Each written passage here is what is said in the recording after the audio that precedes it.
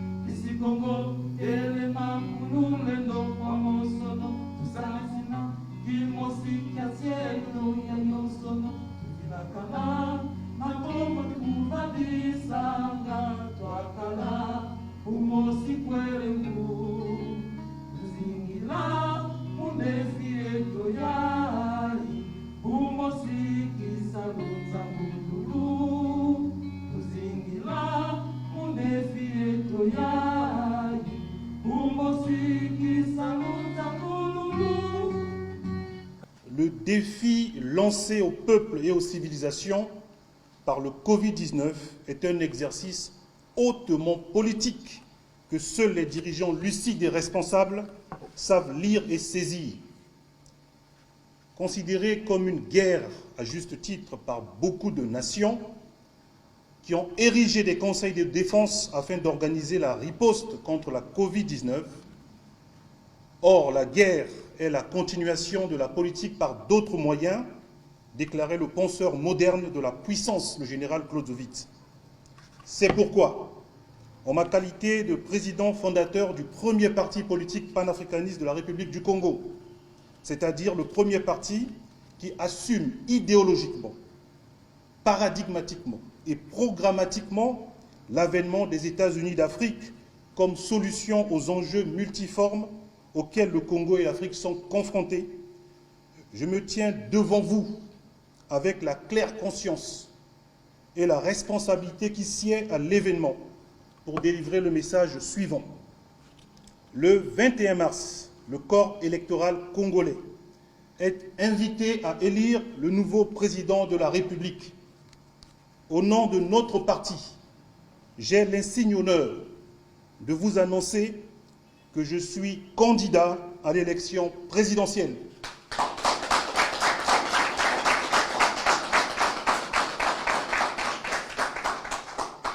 Il revient donc au peuple congolais, souverain primaire, de se choisir un nouveau serviteur digne, non seulement capable de restaurer la souveraineté du Congo, mettant ainsi fin à son caractère profondément néocolonial, mais aussi de rétablir une république égalitaire dans un contexte international particulièrement bouleversé et reconfiguré. Chères sœurs, chers frères, la candeur est une faute en politique.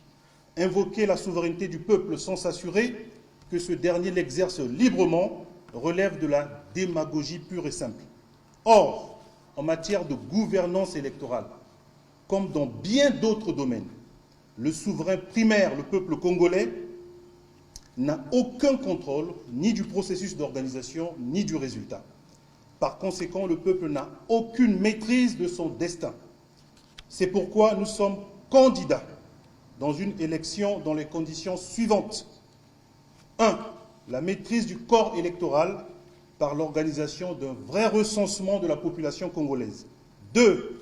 La dissolution de l'actuelle CNEI, Commission nationale électorale indépendante, et la mise en place d'une structure transparente, consensuelle et représentative de toutes les forces vives de la République.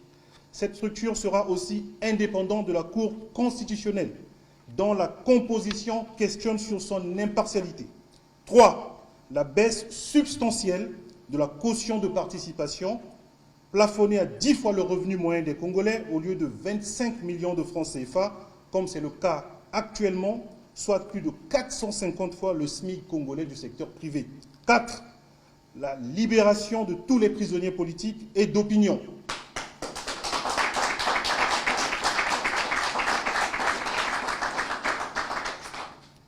Un commentaire rapide de ces conditions indique ce qui suit.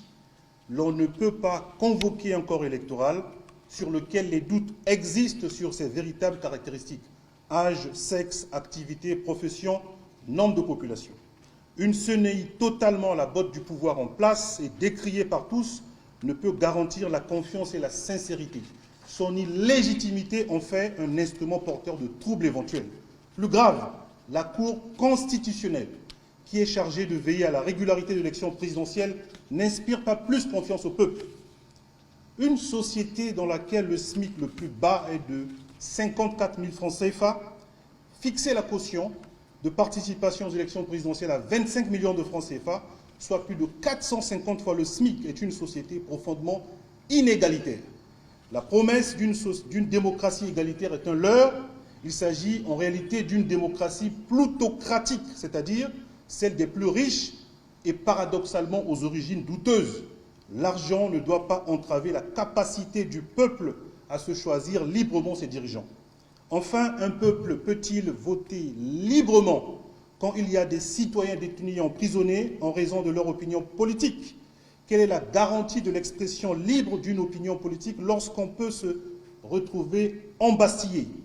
Le réalisme voudrait que les conditions susmentionnées ne pourront être remplies avant le 21 mars 2021.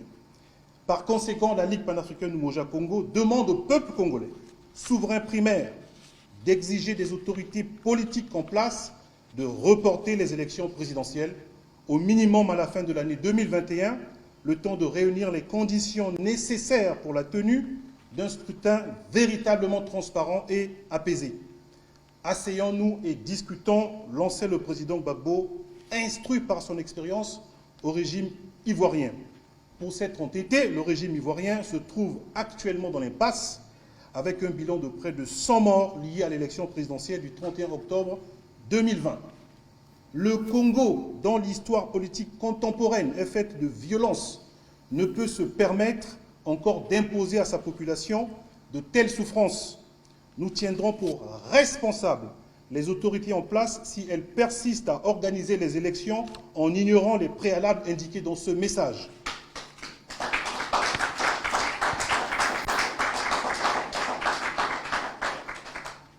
Chères sœurs, chers frères, nous nous serons exposés dans la présente déclaration l'ensemble de notre projet de société. Un autre cadre et des supports plus appropriés nous permettront de le faire en temps utile. Néanmoins, nous allons brièvement présenter quelques points saillants qui fondent notre engagement.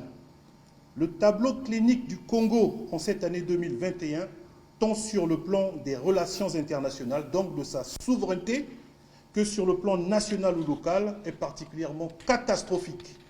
Sur le plan de sa souveraineté, en réalité, le Congo est un pays profondément néocolonial, car pour la majorité, comme pour une bonne partie de l'opposition politique, la source de la légitimité du pouvoir se trouve à Paris, auprès de l'ancienne puissance coloniale. Ainsi, en échange de l'appui de Paris, les responsables politiques assurent à l'ancienne puissance coloniale l'accès à vil prix aux ressources essentielles du Congo, comme au temps des colonies. Maintenu dans une économie de rente et de la monoculture, l'essentiel des ressources du budget du Congo, soit plus de 70%, est tiré du pétrole, lequel pétrole est contrôlé quasi exclusivement par une société multinationale, véritable État dans un État, et par ailleurs ni à barbouze et mercenaires en tout genre. Hier, Elf Aquitaine, aujourd'hui Total, au service exclusif des intérêts géostratégiques de l'ancienne puissance coloniale, elle contribue régulièrement à la déstabilisation du Congo. Depuis son accession à l'indépendance en 1960, le Congo a gardé l'ancienne monnaie coloniale, le franc CFA, créé en 1945. Attribut de la souveraineté de tout État, depuis 1960, le Congo n'a jamais organisé un véritable diagnostic contradictoire du franc CFA et encore moins consulté son peuple, le souverain primaire, sur les avantages et les inconvénients de cette monnaie. Or, toutes les études sérieuses sur le franc CFA ont montré que cette monnaie est non seulement la propriété de la France, mais aussi un dispositif efficace de contrôle et du pillage des économies des anciennes colonies. Et cela dure depuis 76 ans. Fort avec les faibles, faible avec les forts, le Congo n'a jamais organisé avec sincérité la transparence des comptes publics en direction de son peuple. Mais depuis la crise de l'endettement au début des années 80, les autorités congolaises, sur injonction du FMI et de la Banque mondiale, s'empressent non seulement de leur présenter sans l'aval du peuple les comptes publics, mais surtout appliquent servilement leurs instructions économiques jugées rationnelles et naturelles, telles des vérités révélées. Ainsi, en 30 ans, le Congo est devenu un véritable camp de redressement néolibéral à ciel ouvert, au prix du sang et des larmes du peuple, démolition de l'État solidaire, dégradation et casse de services publics, eau, santé, éducation, privatisation aveugle des pans entiers des secteurs stratégiques de l'économie, dévaluation de la monnaie en complicité avec l'ancienne puissance coloniale, à l'instar de celle de 1994, instauration des impôts les plus injustes comme la TVA.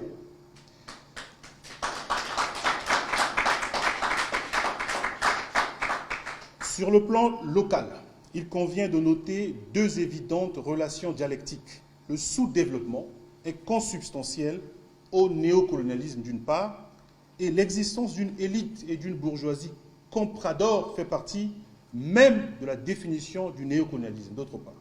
Par conséquent, le sous-développement n'est pas une fatalité.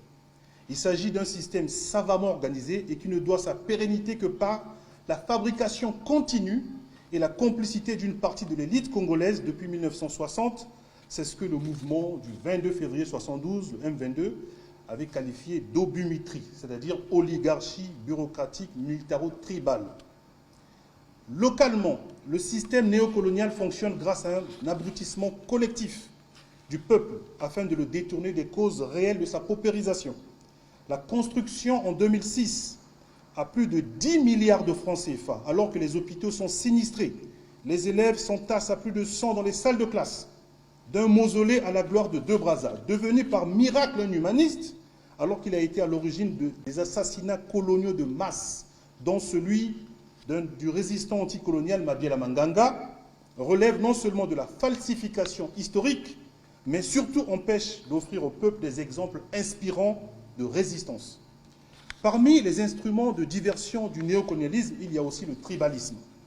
Sous le président Fulbert Youlou, d'aucuns avaient dénoncé le Beto na Beto ou le poids de la tribu. Et pas si loin que cela, sous le président Pascal Lissouba, d'autres dénonçaient Maba Matatou, trois palmiers associés à la domination politique des trois régions. Au Congo, aujourd'hui, la figure du Mboshi, symbolisant le nordiste, dans la géopolitique locale, à tort et à travers, cristallise la haine et le sous-développement. L'ostentation dont fait montre la minorité des Mboshi qui se gavent, tels des oies, des détournements publics impunis, fait oublier l'existence des autres minorités, de tous les groupes ethniques qui participent à ce régime de prédation, d'une part, et l'existence de la majorité des Mboshi ou des nordistes qui sont des laissés pour compte, comme la majorité de la population, d'autre part.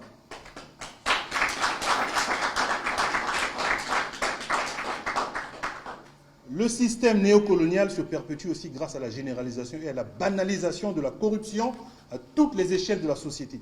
Au Congo, tout a un prix dans l'administration publique, du certificat d'école primaire au doctorat, y compris des examens médicaux. L'indignation légitime sur la corruption d'un ministre n'empêche pas certains Congolais de corrompre à leur tour le directeur d'école afin d'assurer le passage en classe supérieure de leur enfant, perpétuant au passage le cycle de la médiocrité. Tous coupables, inavoués ou inconscients, chacun tente de justifier sa culpabilité par la fatalité. Ainsi, les lieux de culte sont devenus des lieux d'expiation où se rencontrent allègrement corrupteurs et corrompus. Enfin, comme au temps de la colonisation, le système néocolonial use de temps en temps de violence pour mettre au pas les plus récalcitrants. De la violence individuelle à la violence de masse, jusqu'au massacre de population, il ne se prive de rien. Tout récemment, le Poul a été le théâtre des massacres à répétition. Mais le Congo est coutumier de violences de masse depuis la déportation des matuanistes en 1959, aux violences de la période révolutionnaire, la répression des M22 et la traque de Pierre Anga et Kongono, par exemple. Bombardement à l'arme lourde des quartiers populaires à Brazzaville et à l'intérieur du pays, en 93, 94, en 97 et en 98. L'explosion du 4 mars 2012 relève aussi de la violence de masse, sans jamais qu'aucun coupable ne soit désigné. Et cette violence s'exerce principalement à travers la force publique, qui est évidemment sous les ordres, comme à l'époque coloniale où la présence des miliciens suscitait la terreur.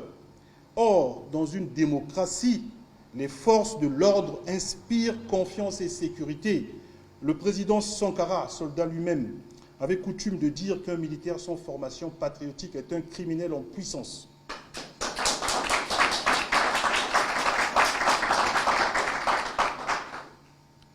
Nos solutions. Le tableau clinique du Congo, aussi catastrophique soit-il, ne relève pas de la fatalité. Plusieurs pays africains, frontaliers ou non du Congo, présentent des situations similaires. C'est dire qu'il y a autant de causes endogènes propres à la responsabilité des Congolais que des causes exogènes liant ainsi le destin du Congo à celui des autres Africains. Par conséquent, pour nous, le panafricanisme est l'idéologie appropriée, issue de l'expérience historique propre des Africains et intégrant en même temps les évolutions contemporaines qui permettra de mettre fin à cette mort lente et collective du peuple congolais. Face aux masses géopolitiques et géostratégiques comme les États-Unis d'Amérique, l'Union européenne, les États continents comme l'Inde, la Russie, la Chine, sans exception tous, puissance économique et commerciale, mais aussi détenteurs chacun de l'arme nucléaire. Que vaut le Congo qui dépasse à peine la grande municipalité de Pékin en nombre d'habitants? Comment défendre la souveraineté alimentaire du Congo tout seul, quand on sait que la puissance planétaire des sociétés transcontinentales, de l'agro-industrie et des hedge funds, ces fonds qui spéculent sur les prix alimentaires, les terres arables, les semences, les engrais, les crédits, est nettement supérieure à celle des États. Le panafricanisme n'est donc pas un slogan et encore moins une option. L'avènement des États-Unis d'Afrique ne viendra pas uniquement des géants comme l'Afrique du Sud ou le Nigeria. Chaque pays africain, aussi petit soit-il, doit créer les conditions de l'avènement des États-Unis d'Afrique en recouvrant sa souveraineté, en rétablissant l'état de droit, en panafricanisant sa population. Voici quelques points programmatiques que nous appliquerons prioritairement quand le peuple congolais, en toute souveraineté, nous confiera la lourde, ô combien noble mission de présider à ses destinées. 1. Doter le Congo d'une nouvelle constitution. Il faut traiter le mal à la racine en dotant le pays d'une vraie constitution, non taillée sur mesure pour les ambitions d'un homme ou d'une femme, et de surcroît sous influence des puissances étrangères. Une constitution qui consacre l'état de droit et qui soit véritablement décoloniale. Il est temps de mettre fin au mimétisme institutionnel. La Constitution du Congo doit tenir compte de sa trajectoire historique propre et de ses véritables défis. Elle doit garantir le contrôle efficace du peuple sur ses dirigeants, mais aussi sur ses ressources naturelles et stratégiques, par exemple, en constitutionnalisant, sauf exception, la transformation des matières premières.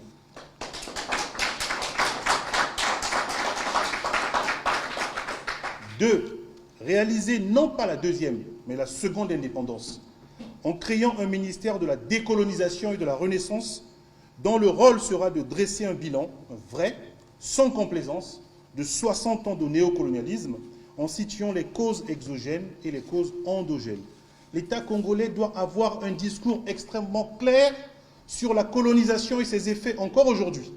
Ce ministère fera aussi le diagnostic contradictoire du franc CFA afin de permettre au peuple longtemps abusé par les mystifications absurdes sur la monnaie de se prononcer en connaissance de cause. Il devra aussi rechercher le caractère léonin dans les accords bilatéraux en cours, mais aussi dans les contrats entre le Congo et les sociétés multinationales, dont certaines sont devenues des États dans un État. Le travail de ce ministère aura valeur de pédagogie pour les populations et les nouvelles élites politiques en matière de souveraineté. 3. Unité, mémoire et justice. Conscience nationale déjà tenue. Le tribalisme dont les Congolais en font l'expérience quotidiennement doit être profondément diagnostiqué sans complaisance afin d'y trouver les remèdes. Parler et dénoncer le tribalisme, c'est travailler à l'unité. L'inverse n'est pas vrai. Le tribalisme relève certes des discriminations, mais il a aussi un volet mémoriel très souvent négligé. Un véritable travail de conscience historique du peuple congolais doit tout autant intégrer la dimension de la mémoire judiciaire afin que les auteurs des discriminations et des crimes ne restent indéfiniment impunis. Nous en ferons une cause nationale. 4. Reprendre l'initiative économique. La fin de la servitude monétaire du franc CFA et l'exigence constitutionnelle de la transformation des matières premières sortiront le Congo de l'économie de rente et de la monoculture en créant une chaîne de valeur qui va drainer les autres secteurs économiques. La reprise économique, la reprise de l'initiative économique aura une conséquence immédiate sur l'emploi des jeunes et par voie de conséquence sur la santé et l'éducation. Un État réhabilité, libéré des griffes des oligarques, aura les moyens enfin de répondre aux besoins fondamentaux de son peuple. Éducation, santé, emploi. La reprise de l'initiative économique consiste aussi à organiser souverainement l'audit contradictoire des dettes congolaises afin de séparer les dettes odieuses des dettes légitimes. C'est à ce prix que le Congo pourra desserrer les taux des injonctions mortifères et néolibérales du FMI et de la Banque mondiale. 5. Panafricaniser le peuple. Comme cela a été déjà expliqué plus haut, la souveraineté du Congo dans l'état actuel du monde est une belle illusion si elle n'est pas conçue dans un projet à minima sous-régional en Afrique centrale, comme l'avait déjà suggéré Barthélemy Boganda en 1959, et en définitive continentale dans le cadre des États-Unis d'Afrique. Mais il convient d'éviter les erreurs des pères fondateurs de l'OUA en voulant unifier politiquement l'Afrique par le haut, c'est-à-dire par le syndicat des chefs d'État. L'échec historique se passe le commentaire. C'est pourquoi le Congo, comme Les autres pays africains doivent travailler à panafricaniser son peuple en intégrant dans tous les cursus de formation l'apprentissage de l'histoire africaine, écrite par les Africains et pour les Africains, en développant la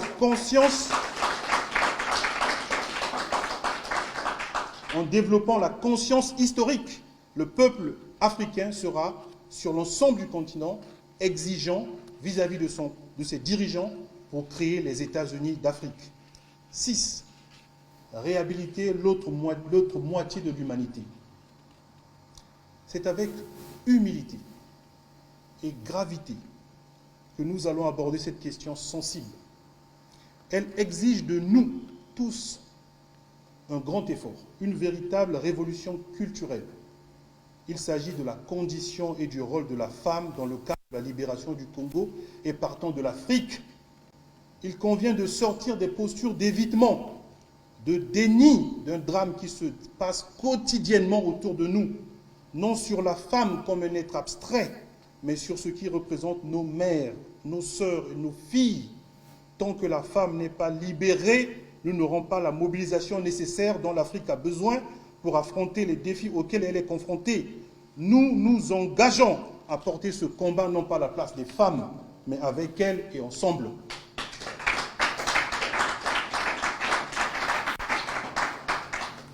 En conclusion, chères sœurs, chers frères, si la parure d'une âme est sa sagesse, celle d'un peuple, ce sont ses héros.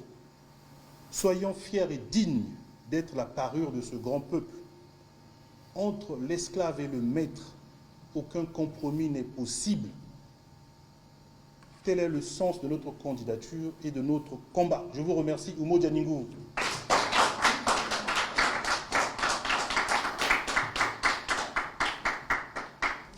Ekolo la bisoto mukisa yango Kongo Ekolo monene to mukisa yango Tolingana toyokana tosalisana malamu boko to mukisa